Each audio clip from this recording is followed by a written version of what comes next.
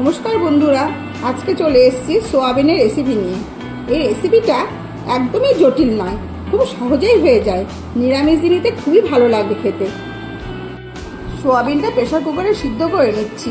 সোয়াবিনটা pressure কুকারে সিদ্ধ করলে খুব নরম তুলতুলে হয়। সোয়াবিন কষাটা বানানোর জন্য 2টো টমেটো, 3টে আলু, 2 ইঞ্চি আদা নিয়েছি।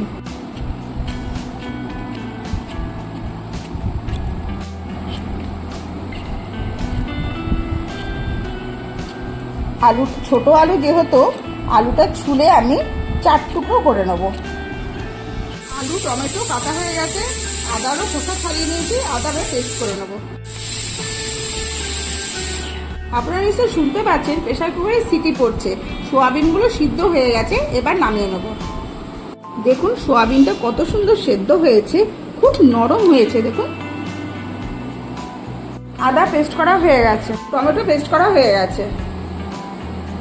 সর্ষের তেল দিয়ে দিচ্ছি। তেল গরম হয়ে গেছে, ধুয়ে রাখা আলুর টুকরোগুলো ভেজে নিচ্ছি। বেশি ভাজবো না, হালকা করে ভাজবো। আলুগুলো হালকা ভাজা হয়ে গেছে, তুলে নিচ্ছি।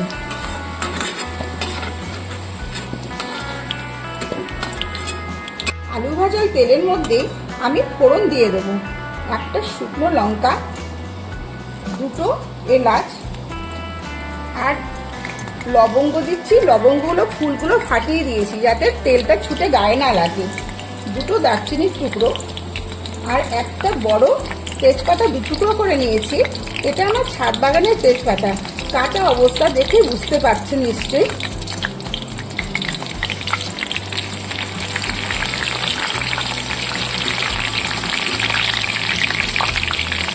ফোড়নগুলি খুব সুন্দরভাবে ভাজা হয়ে গেছে, গন্ধও ছেড়েছে।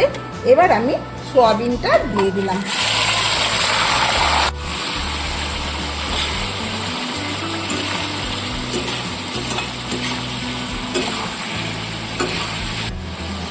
আদা পেস্টটা দিয়ে দিলাম।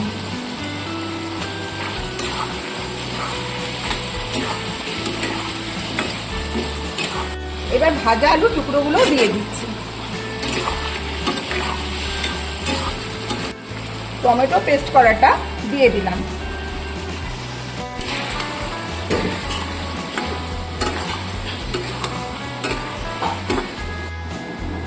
চায়ের চামচে 1 চামচ দই নিয়ে নিচ্ছি, কিন্তু এখানে টক দই ব্যবহার করছি।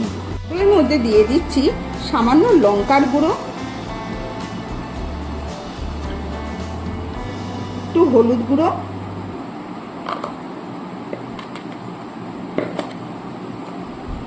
স্বাদ অনুযায়ী লবণ, 1 চামচ জিরের গুঁড়ো।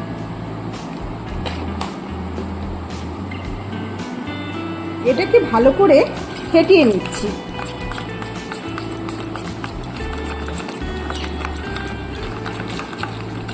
এর মধ্যে সামান্য একটু জল দিয়ে ফেটিয়ে নেব।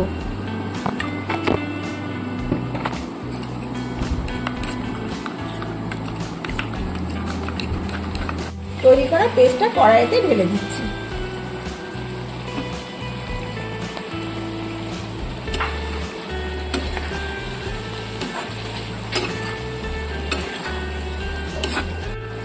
বাটি ধোয়া জলটা দিয়ে দিচ্ছি।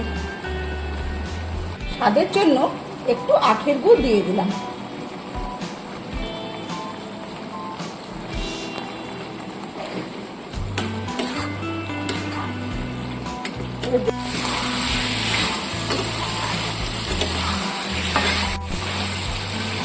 দেখুন কষানো হয়ে গেছে, তেলটা ছেড়ে এসছে।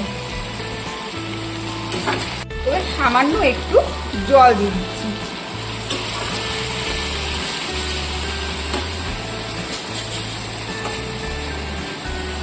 ওটা সেদ্ধ করার জন্য একটু জল ব্যবহার করছি, না হলে জলটা ব্যবহার করতাম না। আপনারা যদি আলু ছাড়া করেন তাহলে জলটা দেবেন না। সোয়াবিনটা রান্না রেডি। এবার একটু গরম মশলা গুঁড়ো ছড়িয়ে দিয়ে নামিয়ে নেব।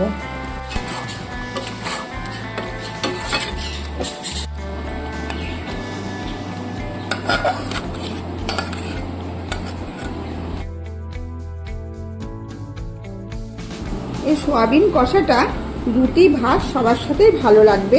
একবার করে খেয়ে দেখুন, ভালোই লাগবে আশা করি। সয়াবিন কষা নিরামিষ দিনে খাওয়ার জন্য একদম পারফেক্ট।